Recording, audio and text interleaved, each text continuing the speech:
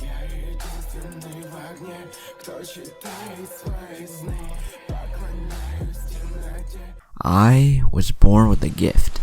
At least, that's what my parents always referred to it as. Personally, I wouldn't call it a gift. More of a knowing. An observational skill, if you will. I still remember how for the longest time I would see these things. These numbers and have no idea what they meant. But now I know. I think I was around 11 years old when I first came to understand what the numbers meant. I was watching television with my parents when a news bulletin came on about a woman in Oxford who had been sentenced for the murder of 17 people. As I watched the footage of her being escorted into the courtroom, there it was.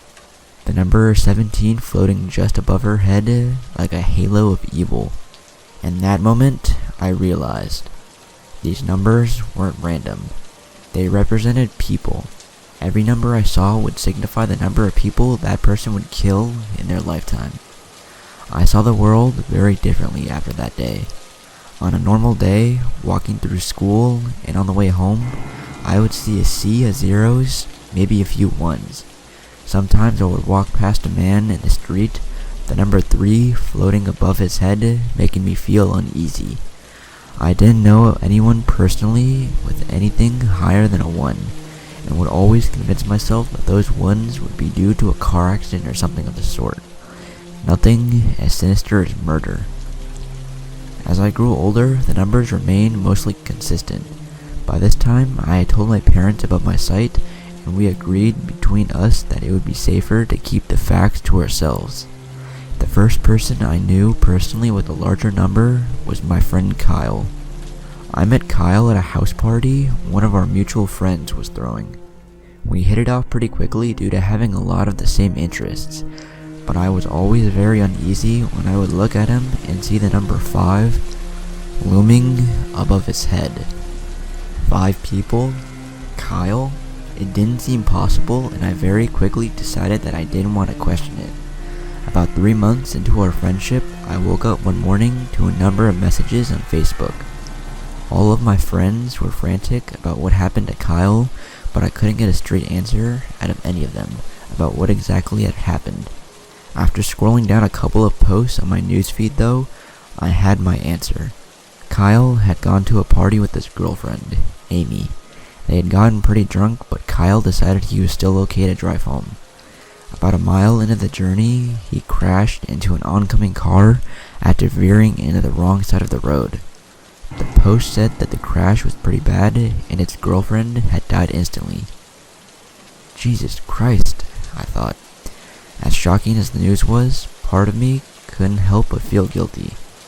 I had known Kyle would kill someone, but I couldn't have known who or when, right? As I read further into the posts, I found out more about the car Kyle drove into. Their car had flipped from the impact and rolled into a ditch on the side of the road. The driver, a fellow student at our school, had been killed instantly.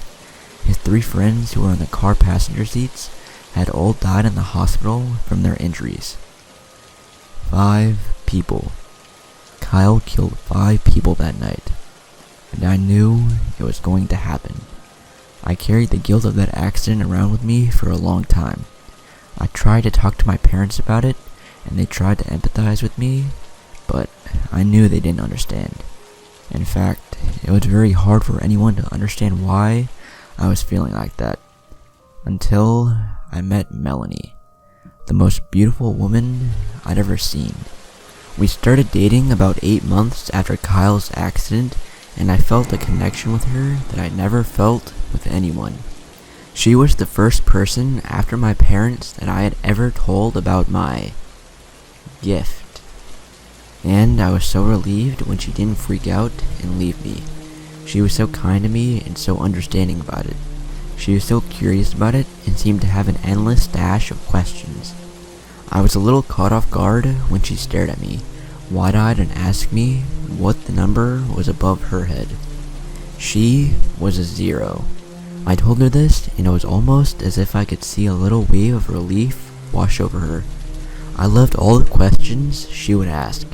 It felt good to finally be able to talk to someone about it, and to finally have them be genuinely interested in what I had to say. We'd been dating for about a year when she asked me something that my parents had never asked. "Jamie, can I ask you something?" she asked sheepishly. "Yeah, of course," I replied.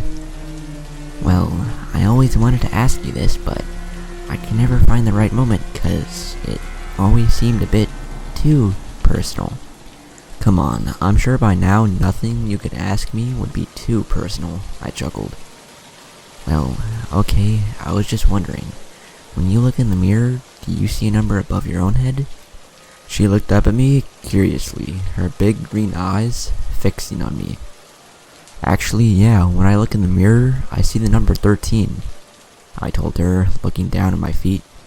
"Oh, my God," she whispered as she took a step back. Are you serious?" "No, of course I'm not serious," I replied, unable to stop the smile growing on my face. "I'm a 0, just like you.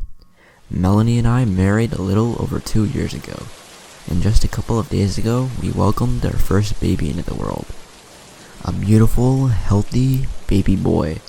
I've never known a love quite like the one that I feel when I gaze down at his little face.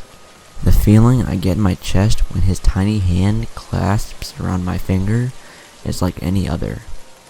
I watch my wife fall more and more in love with our son every time she looks at him. I don't know how to tell her. I don't know how to tell her that when I look at our sweet, perfect baby, I feel my insides tighten with guilt.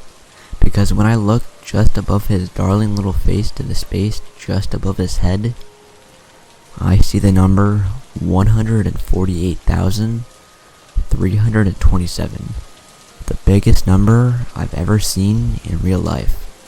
I also don't know how to tell her that on the day he was born, the number I see above myself in the mirror had turned from a 0 to a 1.